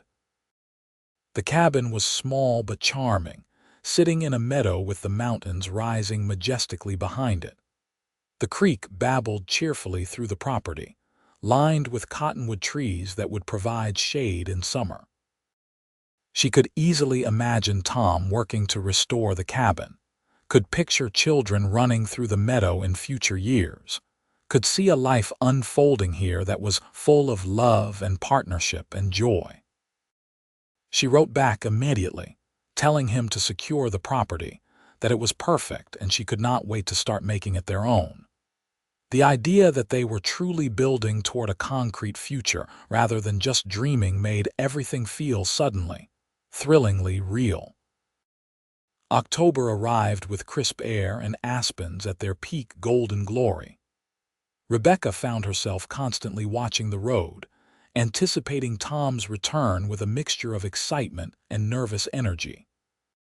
When the day finally came and she spotted the familiar sight of his herd approaching town, she left the bookshop in Mrs. Henderson's care and ran to meet him, decorum abandoned in favor of pure joy. Tom saw her coming and urged his horse forward, meeting her halfway. He dismounted before the horse had fully stopped and caught Rebecca up in his arms, spinning her around while she laughed with pure delight. "You're here," she said when he finally set her down, though he kept his arms firmly around her. "You're really here." "I'm here," Tom confirmed. "And I'm staying for a while this time. No more goodbyes for at least 6 weeks, possibly longer depending on how quickly I can get things settled." They walked back into town hand in hand, Tom's horse following obediently behind them. He settled his crew and made arrangements for the herd, then spent the rest of the day with Rebecca, touring the bookshop that had become such a thriving success and listening to all the stories she had saved up for his return. That evening, Tom took Rebecca out to the property he had purchased. The papers had been finalized through correspondence, and the land was officially his. They walked through the cabin together, discussing plans for repairs and improvements, and Rebecca felt her heart swelling with the reality of what they were creating. As the sun began to set, painting the sky in shades of orange and pink, Tom led Rebecca outside to the meadow. He took both of her hands in his, and Rebecca realized with a sudden rush of anticipation what was about to happen. "Rebecca Dalton," Tom began, his voice steady despite the emotion in his eyes. "4 months ago, I told you I would wait until you learned to trust. You've done that work, shown courage and strength in ways that humble me. You've built a successful business, honored your father's memory, and opened your heart to the possibility of love again. I am in awe of you, and I am desperately in love with you." Rebecca felt tears sliding down her cheeks, but she was smiling so hard her face hurt. "I know we've spent more time apart than together," Tom continued. "I know my work will take me away periodically, at least for the next few years. But I also know, with absolute certainty, that you are the person I want to build my life with. You are my home, Rebecca, in a way no place has ever been. So I'm asking you now, properly and with all my heart, will you marry me?" "Yes," Rebecca said immediately, the word coming out on a sob of joy. "Yes, Tom, absolutely yes." Tom pulled her into his arms and kissed her deeply, and Rebecca felt the last shadows of grief and fear finally releasing their hold on her heart. She had been so afraid to trust, so convinced that loving someone meant setting herself up for inevitable loss. But standing here with Tom, feeling his love surrounding her as surely as his arms did, she understood that love was not about guarantees. Love was about choosing each other, again and again, through whatever challenges arose. When they finally broke apart, Tom reached into his pocket and pulled out a simple gold band set with a small emerald. "It was my mother's," he explained. "My father gave it to her when they married, and before she died, she made me promise to give it to the woman I loved."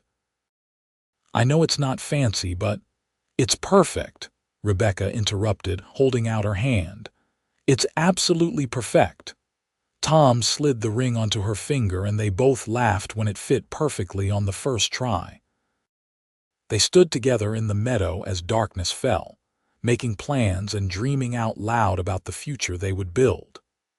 They would marry in December, giving Tom time to finish his current obligations and Rebecca time to train someone to help run the bookshop in her occasional absence. They would spend the winter working on the cabin, making it truly their own.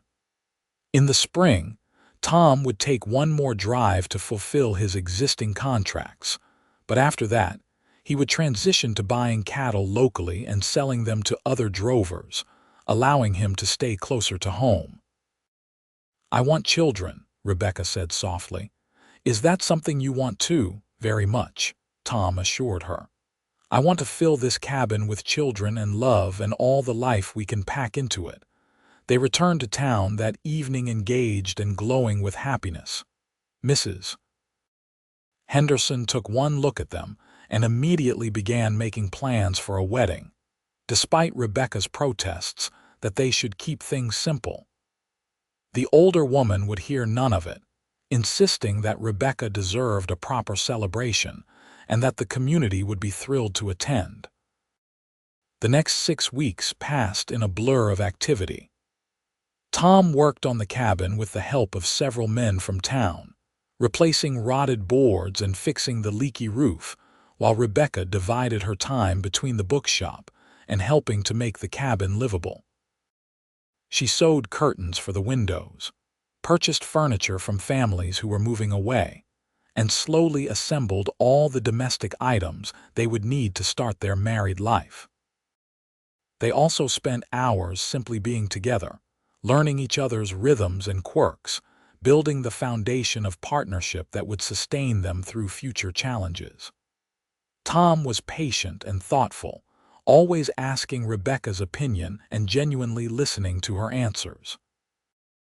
Rebecca found herself opening up in ways she had not thought possible, sharing fears and dreams and the complex tangle of emotions that still occasionally overwhelmed her.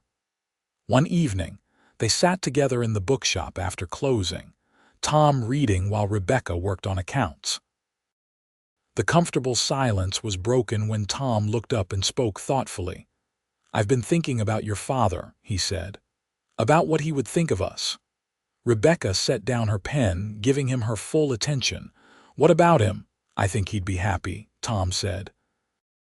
"Not just because you're happy, though that would matter most to him, but because you're building something meaningful, using the skills he taught you to create a life of purpose. He gave you tools, Rebecca, and you're using them well. That's the best tribute you could offer his memory. Rebecca felt tears prick her eyes, but they were good tears, healing tears. Thank you for saying that. I think you're right. I think he would be proud of the bookshop and of how I've worked through my grief. And I think he would have genuinely liked you, not just approved of you for my sake, but actually enjoyed your company. I wish I'd had more time to know him, Tom said, but I'm honored to be part of carrying forward his legacy through you. The wedding took place on a cold December morning with snow falling gently outside the small church. Mrs. Henderson had been true to her word, organizing a celebration that was both elegant and heartfelt. The church was decorated with pine boughs and white ribbons, and it seemed like half of Durango had turned out to witness the ceremony. Rebecca wore a dress of deep blue silk that Mrs. Henderson had helped her sew, with her mother's pearl necklace at her throat and her auburn hair pinned up with small white flowers. As she walked down the aisle, she caught Tom's eye and saw such profound love reflected there that she had to blink back tears. He stood at the front of the church looking handsome in a new suit, his eyes never leaving her face. The ceremony was simple but meaningful. They exchanged vows that they had written themselves, promising not just to love and honor but to be patient with each other's fears, to celebrate each other's triumphs, and to build a life based on trust and partnership. When the minister pronounced them husband and wife, Tom's kiss was tender and full of promise, and the congregation erupted in applause. The reception was held at the town hall, with food contributed by seemingly every family in Durango. There was music and dancing, and Rebecca found herself spun around the floor by Tom, then by various townsmen who wanted to offer their congratulations. Mrs. Henderson cried openly, telling anyone who would listen how proud she was of Rebecca. Even some of Tom's crew who had stayed in the area for the wedding joined in the celebration with enthusiasm. As the evening wore on, and the celebration showed no signs of slowing, Tom leaned down to whisper in Rebecca's ear, "What would you say to sneaking out and going home? Our home?" Rebecca grinned up at him. "I'd say that sounds perfect." They made their goodbyes and slipped away into the snowy night, riding out to the cabin that was now officially theirs. Tom had spent the previous day preparing it, and when they arrived, Rebecca found the interior warm and welcoming with candles glowing on every surface and a fire crackling merrily in the hearth. It was perfect, intimate and romantic and exactly right. "Welcome home, Mrs. Ashford," Tom said, carrying her over the threshold in the traditional manner. "Welcome home, Mr. Ashford," Rebecca replied, and then they were kissing, all the passion and tenderness they felt for each other pouring out in that embrace. That night, as they lay together in their bed with the snow falling softly outside and the fire casting dancing shadows on the walls, Rebecca felt a completeness she had not known since before her father's death. She had learned to trust again, not because it was easy or guaranteed, but because Tom had proven himself worthy of that trust through patience and constancy and genuine love. "What are you thinking?" Tom asked, running his fingers gently through her hair. "That I'm happy," Rebecca said simply. "Truly, deeply happy. A year ago I didn't think I'd ever feel this way again, but here I am. Here we are," Tom corrected gently, "building this together." The winter passed in a cocoon of domestic happiness. Tom worked on the property, building a small barn and preparing for the livestock he planned to purchase in the spring. Rebecca continued running the bookshop, but now with the knowledge that she had a home and a husband waiting for her at the end of each day. They developed routines and rhythms, learning how to navigate the small challenges that arise when two people merge their lives. There were adjustments, of course. Tom snored, which Rebecca found endearing after the first few sleepless nights.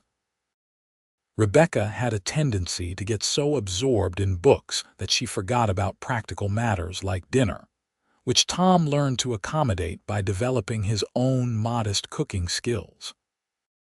But these small friction points were nothing compared to the overwhelming joy of being together, of waking up next to each other and going to sleep in each other's arms. In February, Rebecca discovered she was pregnant. She had suspected for a few weeks, but waited to tell Tom until she was certain. When she finally shared the news over dinner one evening, his face transformed with such pure joy that she started crying, which made him worry he had done something wrong, which made them both laugh at the absurdity of the situation. "We're going to have a baby," Tom said wonderingly, pulling Rebecca into his arms. "You're going to be a mother and I'm going to be a father." "Are you happy about it?" Rebecca asked, even though his reaction had made the answer obvious. "Happy doesn't begin to cover it," Tom replied. "I'm ecstatic, terrified and thrilled and grateful all at once." They spent the rest of the evening talking about all the practical aspects of bringing a child into their lives. Rebecca would need to reduce her hours at the bookshop as her pregnancy progressed, which meant hiring help. Tom, who had been planning a spring drive, decided to postpone it, unwilling to be away from Rebecca during this critical time. They began preparing one of the cabin's small rooms as a nursery, and Tom built a beautiful cradle from pine wood, carving it with meticulous care. As spring arrived and Rebecca's pregnancy became more apparent, the community rallied around them with typical frontier generosity. Women brought clothes and blankets they had sewn, offering advice and support. Mrs. Henderson declared herself an honorary grandmother and began knitting tiny garments with fierce determination. Even some of the gruff miners who came into the bookshop would pat Rebecca's growing belly and wish her well with genuine warmth. In early October, after a labor that Tom later described as the longest and most terrifying day of his life, Rebecca gave birth to a healthy son. They named him Jackson Thomas Ashford, honoring both Rebecca's father and his own name, and called him Jack for short. The baby was perfect, with dark hair like Tom's and green eyes like Rebecca's, and his arrival completed their family in ways Rebecca had not even known were possible. Tom was a devoted father from the first moment, holding Jack with confident gentleness and changing nappies without complaint. He would wake for the night feedings, bringing the baby to Rebecca, and then walking him around the cabin afterward to help him settle. Rebecca watched her husband with their son and fell even more deeply in love with him, seeing new dimensions of his character revealed through fatherhood. Young Jack was 6 months old when Tom finally took another cattle drive, this time with an agreement that he would be gone no more than 6 weeks and would send telegrams weekly to update Rebecca on his progress. The separation was difficult, but Rebecca managed it with support from Mrs. Henderson and the community, and with the distraction of caring for a busy baby who was beginning to explore his world with determined enthusiasm. True to his word, Tom returned in exactly 6 weeks, and the reunion was joyful. Jack had changed noticeably in that time, becoming more alert and responsive, and Tom spent hours simply watching his son, marveling at every development. Over the next few years, they settled into a comfortable pattern. Tom took occasional drives, but his primary work became buying cattle from smaller ranchers and aggregating them for sale to larger operations. This allowed him to stay close to home while still making good use of his expertise and connections. Rebecca's bookshop continued to thrive, and with hired help managing the day-to-day operations, she was able to balance business with family life. Jack grew into a bright, curious child who loved books as much as his mother and animals as much as his father. When he was 3, Rebecca gave birth to twin daughters, Emma and Sarah, who arrived during a spring thunderstorm and immediately filled the cabin with their lusty cries. Tom handled the chaos of 3 young children with admirable patience, and their home became a place of laughter and love, and the particular kind of joyful disorder that comes with small children. On one evening when Jack was 7 and the twins were 4, the family sat together on the porch of their cabin watching the sunset paint the mountains in shades of gold and purple. Jack was reading aloud from a book about explorers, stumbling occasionally over difficult words but persevering with determination. The twins were playing with wooden dolls Tom had carved for them, their chatter a constant background hum.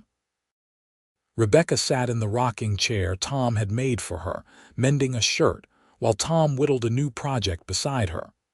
"Papa," Jack asked, looking up from his book, "how did you and Mama meet?" Rebecca and Tom exchanged glances, sharing a smile that held years of history and love.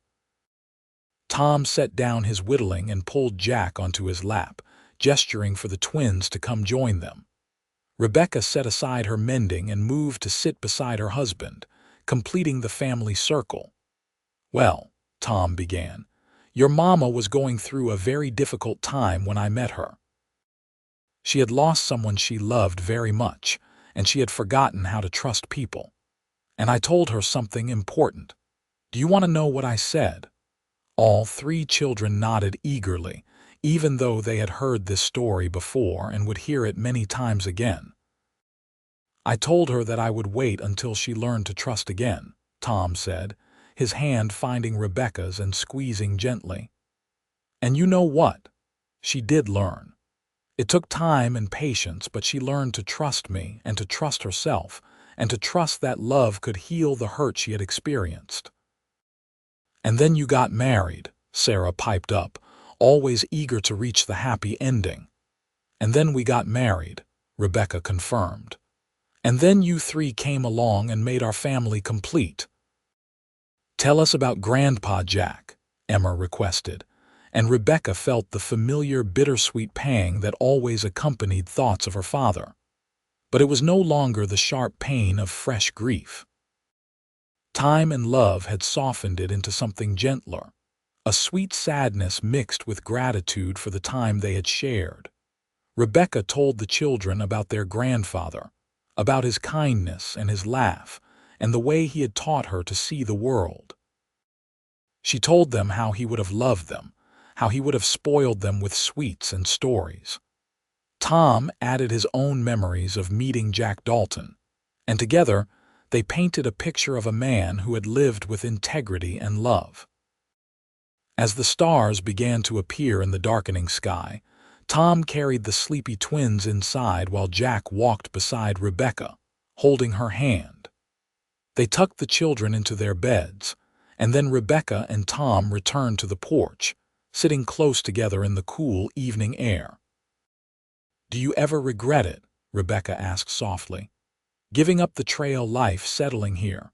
Tom was quiet for a moment, considering the question seriously. "Not even for a moment," he finally said. "I loved the work, but it was never truly fulfilling until I had something to come home to. You and the children, this cabin, the life we've built together. This is everything I didn't know I was searching for all those years on the trail." Rebecca leaned her head against his shoulder, feeling the solid warmth of him, the absolute rightness of his presence. "I'm glad you were patient with me. I'm glad you waited." "I would have waited forever if necessary," Tom said, pressing a kiss to the top of her head. "You were worth waiting for, Rebecca. You'll always be worth it." They sat together in companionable silence, watching the stars emerge one by one across the vast Colorado sky. Inside the cabin, their children slept peacefully, dreaming whatever dreams children dream. The bookshop in town continued to thrive, bringing literature and learning to a community that valued both. The land around them held promise for future growth, For the horses, Tom was beginning to breed, and the garden Rebecca tended with care. Rebecca thought about the woman she had been 3 years ago, broken by grief and convinced she would never trust again. That woman seemed like a stranger now, someone she could barely recognize. Through Tom's patient love and her own determined work, she had healed in ways that went deeper than simply accepting her father's death. She had learned that trust was not naive optimism, but rather a courageous choice to believe in goodness, despite knowing that pain was possible. She had learned that love required vulnerability, but that vulnerability was a strength rather than a weakness. "What are you thinking about?" Tom asked, his voice quiet in the darkness. "About how far we've come," Rebecca replied. "About how I almost let fear keep me from this beautiful life we've created. About how grateful I am that you saw something in me worth waiting for." Tom turned to face her, his hand cupping her cheek with familiar tenderness. "I saw a woman who had been hurt but not broken. I saw strength and intelligence and a heart that wanted to love but was afraid to take the risk. And I saw my future, Rebecca, even when you couldn't see it yet yourself." They kissed then, a kiss that held the tenderness of years together and the promise of years to come. When they finally went inside, the cabin welcomed them with warmth and the subtle sounds of their sleeping children. They moved quietly through their evening routine, familiar and comfortable with each other in the way only time and trust could build. In bed, Tom pulled Rebecca close, her back against his chest, his arm wrapped protectively around her.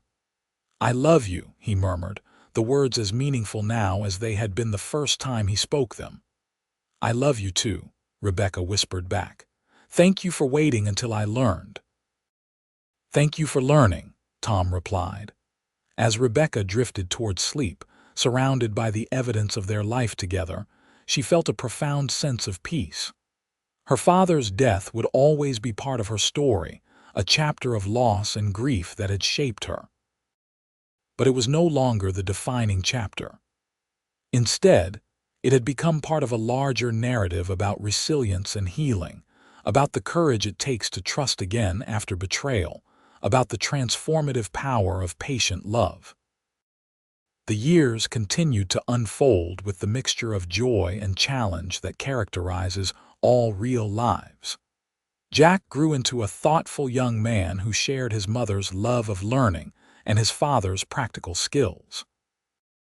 He eventually took over much of the ranch work, allowing Tom to spend more time developing the horse breeding program that became their primary source of income.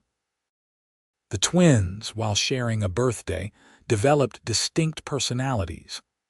Emma was bold and adventurous, always pushing boundaries, while Sarah was quieter and more contemplative, often found with her nose in a book from her mother's shop. When Jack was 14, Rebecca expanded the bookshop, adding a small lending library and a room for community gatherings. The space became a hub for education and culture in Durango, hosting everything from poetry readings to political discussions. Tom supported these endeavors wholeheartedly, often attending events himself and encouraging their children to participate. In their 20th year of marriage, Tom surprised Rebecca by commissioning an artist to paint a portrait of her sitting in the bookshop surrounded by volumes, the mountains visible through the window behind her. When he presented it to her on their anniversary, Rebecca wept, not from sadness but from the overwhelming love she felt for this man who had changed her life so completely. "Why did you do this?" she asked, studying the painting through tear-blurred eyes. "Because I want our grandchildren and great-grandchildren to know who you were," Tom said simply. "Not just a wife and mother, though you excelled at both, but a woman who built something meaningful, who brought literature and learning to this community, who had the courage to trust and love again after loss. That's a legacy worth preserving, Rebecca." They hung the portrait in the front room of their cabin, and it became a focal point for family gatherings, a reminder of who they were and what they had built together. As the years passed and their children grew and eventually started families of their own, Rebecca often stood before that painting and marveled at the journey that had brought her from grief-stricken young woman to contented matriarch. On a summer evening when Rebecca was 63 and Tom 69, they sat together on the porch of their cabin just as they had done countless times before. Their children were grown and settled, with families of their own scattered across Colorado and beyond. The cabin had been expanded over the years to accommodate visiting grandchildren, and the land around it had become a thriving horse ranch that Jack now managed with skill and dedication. "You remember the first time we sat here together?" Rebecca asked, her hand finding Tom's with the automatic ease of decades together. "I remember every significant moment of our life together," Tom replied. "But yes, I remember that evening particularly. I was terrified you'd change your mind about marrying me." Rebecca laughed, the sound rich and warm. "I was terrified about everything back then. Hard to believe now." "Not so hard," Tom said. "You'd been through a terrible loss. Fear was a natural response. What's remarkable is that you faced that fear and moved through it." They sat in comfortable silence, watching the sun sink toward the mountains, painting the sky in the spectacular colors that never grew old no matter how many times they witnessed the display. Rebecca thought about her father, gone now for more than 40 years, but never forgotten.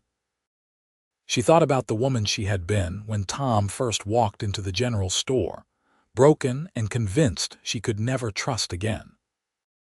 And she thought about the life they had built together, a life rich with love and purpose and the particular satisfaction that comes from choosing courage over fear. "Thank you," Rebecca said softly. "For what?" Tom asked, though his smile suggested he knew. "For waiting until I learned," Rebecca replied. "For being patient when I needed patience and steady when I needed steadiness, and loving even when I didn't know how to accept that love. Thank you for seeing who I could become when I could only see who I had lost." Tom brought her hand to his lips, pressing a kiss to her knuckles just as he had done so many times over the years. "Loving you has been the greatest privilege of my life, Rebecca Ashford. I would do it all again, exactly the same way without changing a single moment."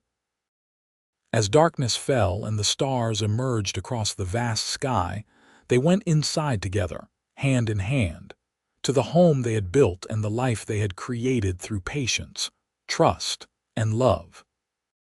And in that moment, Rebecca understood with perfect clarity that her father would have been proud not just of what she had accomplished, but of who she had become. A woman who had learned to trust again, who had found the courage to love despite knowing the risk of loss, who had built a legacy of her own while honoring his memory. The story of their love became a legend in Durango, told and retold through generations as an example of how patience and genuine affection could heal even the deepest wounds. And though Tom and Rebecca eventually passed from this world, their legacy lived on in their children and grandchildren, in the bookshop that still bore the Dalton name, in the ranch that Jack and his descendants continued to operate, and in the simple truth that sometimes the greatest act of love is to wait, with patience and faith, for someone to learn to trust again.